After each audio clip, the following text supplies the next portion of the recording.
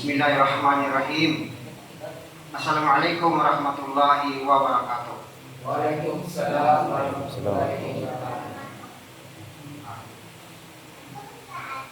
Mga kapatid, ngayong Ramadan, pag-usapan natin ang tatlong hadith na nagtuturo sa atin ng kahinahunan, tamang pananalita at pagtitiis.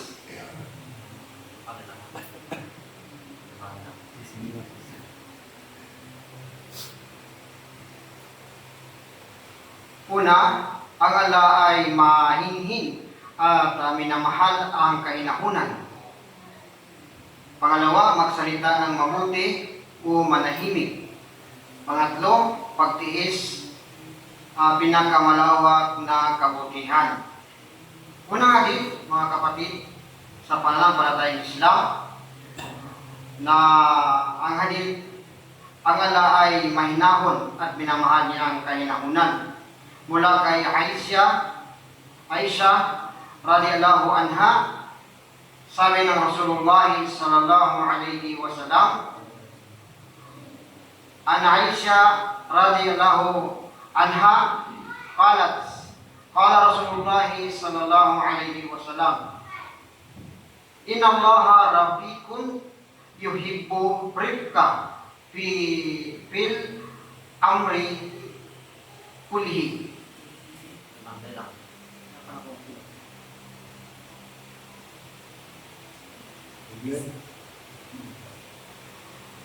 Mga kapatid, alam nila na sinabi sa hadith na ito na mula kay Aisha radhiyallahu anha na ang Allah ay mahinahon. Inna Allaha rabbikun, katotohanan ang Allah ay mahinahon at pinamahal niya ang kahinahunan. Ang ating patunay dito, mga kapatid, sa pananampalatayang Islam, ang Allah ay mahinahon. Dito sa Banal na Quran, sinabi ng Allah subhanahu wa ta'ala, noong panahon ni Propeta Nuh alayhi salam, ito yung ating mababahagi na makikita natin na yung Allah subhanahu wa ta'ala tagapaglikha ay mahinahon talaga siya. Noong panahon ni Propeta Nuh alayhi salam, yung kanyang mga mamamayan, sila ay sumamba sa iba maliban sa Allah. No, sila ay sumamba maliban sa Allah at saka paparusahan sila ng Allah subhanahu wa ta'ala. Pero ang Allah subhanahu wa ta'ala ay nagbigay pa talaga sa kanila ng palugit. No? Ibig sabihin ng palugit na binigay ng Allah subhanahu wa ta'ala, ito yung isa sa katangian ng tagapaglikha na siya ay talagang mahinahon talaga siya. Hindi sa bigla-bigla na nagbibigay ng parusa kahit na alam niya na ang mga tao ay nagtambal sa kanya, gumawa ng shirk, yung mga mamayan ni Propeta Nuh alayhi salam. Kaya, sabi ng Allah subhanahu wa ta'ala sa surah Nuh, ating malala, sabi ng Allah subhanahu wa ta'ala, yaghfir lakum min dhunubakum yuakhirkum ila ajalin musamma inna ajalallahi idza jaa.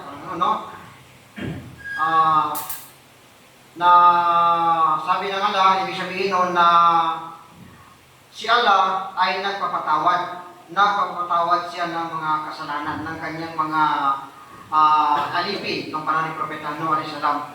At saka nagbibigay siya ng palugit sa itinakdang panahon sapagkat natakda na ang panahon na sila ay paparusahan ng Allah subhanahu wa ta'ala. Kaya nagbibigay pa ng palugit ang Allah subhanahu wa ta'ala. Sa kahit na yung panahon na yun ay natakda sa kanila, na darating talaga ang parusa sa kanila, pero nagbigay pa ng palugit ng Allah subhanahu wa ta'ala. Ito yung tanda na Allah ay mahinahon. At hindi lang tawag na mahinahon, kung hindi yung Allah subhanahu wa ta'ala ay nagbigay pa talaga ng pabuya, no, ng pabor o ng regalo sa mga tao na kanyang bumay loob. Magbay loob lamang sa kanya sa pagsama sa kanya, huwag magtambal sa Allah. Kaya sinabi dito ng Allah subhanahu wa ta'ala, sabi niya, wa yumdidkum bi amwali wa banina wa yaj'al lakum jannati wa yaj'al lakum anhara. Sabi ng Allah subhanahu wa ta'ala na si Allah, sabi niya, magbigay pa siya ng dagdag na mga yaman sa mga tao na yun. Magbigay pa ng maraming anak, magdagdag ng mga anak, at saka ang Allah ay magbigay pa sa kanila ng jannah, ng hardin, at saka ang mga ilog. Kaya yun ang katangian ng Allah na tagapaglikha. Siya yung mapagpatawad at saka magbibigay pa siya ng pabor doon sa mga tao na bumalik lamang sa Kanya. Kaya yun, no, ay inna Allaha rabbikun, no? Ang Allah ay siya yung mahinahon, no? Mahinahon at minamahal niya ang kahinahunan. Kaya sabi niya, yuhibbu, sabi dito is yuhibbu rabbika. Ribka, sabi ng Propeta Muhammad SAW. Kaya minamahal niya ang tinatawag na kahinahunan. Kaya ang punto dito, yung dapat may naon yung kanyang mga alipin. Sa panahon ni Propeta Muhammad SAW, pinapaalala ito. Kaya may kwento dito sa isang hadith pa na katulad din ito na sinaysari ni Aisha radhiyallahu anha na noong si Propeta Muhammad SAW kasama niya si Aisha, sila ay nakasakay ata sa kamilyo at ang kamilyo ay hindi lalakad, no? Yung kamilyo ay nagtamad yung kamilyo. Umupo yung kamilyo, kaya gusto niya Aisha na yung kamilyo ay kanyang palalakarin.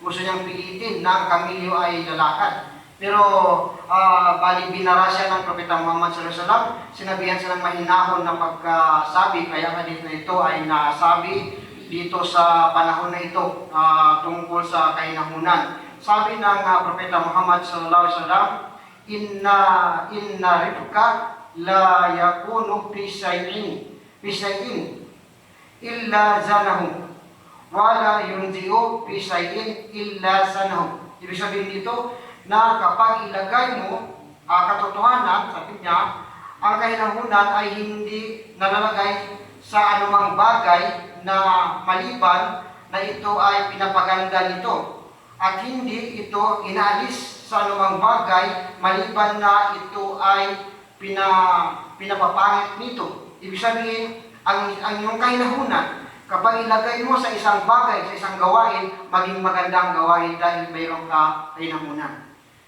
Kapag inalis mo yung kahinahunan sa isang gawain, maging pangit ang kahinahunan, ang gawain. Yun po, kaya makalaga na yung kahinahunan ay ilagay mo sa isang bagay ay magiging maganda ang resulta ng bagay na mayroong kahinahunan. Katulad ng minsan tayo ay nagdadawa, no? Tayo ay nangaral ng kanya sa Islam.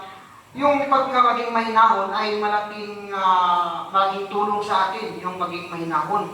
Malaki yung kanyang magandang resulta.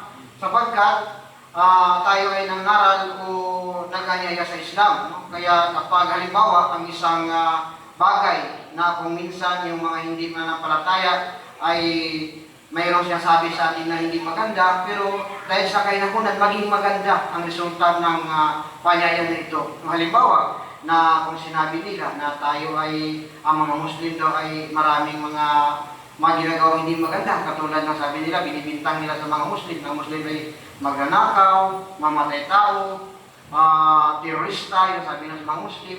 Pero kung sabi halimbawa na ito kung sagutin natin na hindi maganda, ay maging pangit yung ating tinatawag na paganya sa Islam, pagadawan natin. Pero kung halimbawa sabihin natin na ang mga Muslim ay terorista, mga Muslim ay magnanakaw, Muslim ay matay tao. Pero kung sabihin natin na totoo man yan, yung mga Muslim magnanakaw, matay tao, mga terorista, pero katotohanan hindi mga Muslim, sila ay magnanakaw, mamatay tao, pero impirno sila, no? Yung ganun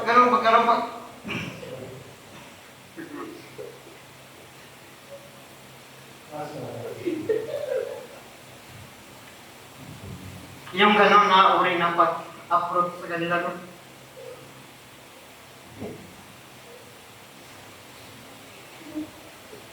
Alam nila mga kapatid, yun ang hadith ng propeta.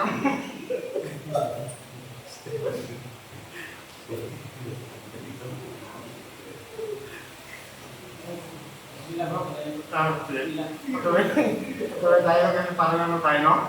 Masyala no, yung mga kapatid, alam nila na siyempre malaga yung kahinahunan talaga sa ating pagdalawa. Kaya siyempre isa pa rito sa hadith na ating nabasahin, ating mapabot, no, na itong hadith na pangalawang hadith na sabi ng Abu Hurairah radhiyallahu anhu, no, na ayon sa Rasulullah sallallahu alaihi wasallam, sabi niya, Abi Hurairah radhiyallahu anhu, Qala Rasulullah sallallahu alaihi wasallam, "Man kana yu'minu billahi wal yawmil akhir falyaqul khairan aw liyasmut." Ibig sabihin na ito, ang sinumang naniniwala sa Allah at sa huling araw ay magsalita ng mabuti at manahimik.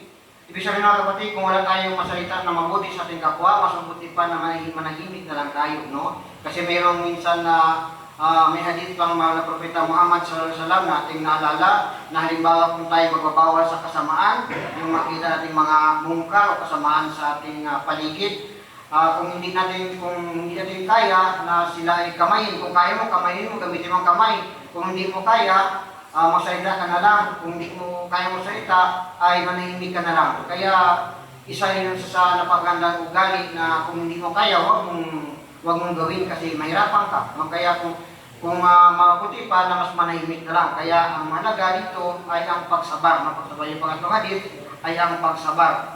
Siguro mga kapatid, medyo mahaba na. Sa kasunod na naman, alhamdulillah, assalamualaikum warahmatullahi wabarakatuh. Waalaikumsalam warahmatullahi wabarakatuh.